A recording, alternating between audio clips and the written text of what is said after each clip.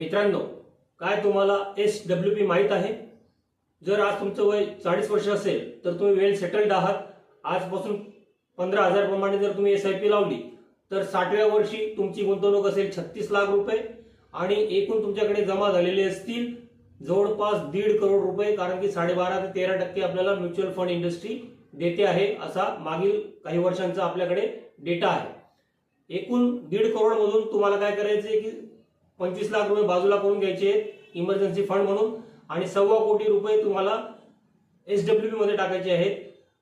साधारणतः 10% जरी आपल्याला मिळाले तरीही तुमच्या या 1.25 करोड मधून तुम्ही 62,500 रुपये दर महिन्याला जर काढले तर 70व्या वर्षापर्यंत तुम्ही जवळपास 75 लाख रुपये काढून घेतलेले असतील आणि तरीही शेवटी तुमच्याकडे शिल्लक राहतील 1 करोड 90 लाख, म्हणजे जवळपास 2 करोड रुपये तुमच्याकडे कॉर्पस शिल्लक असेल.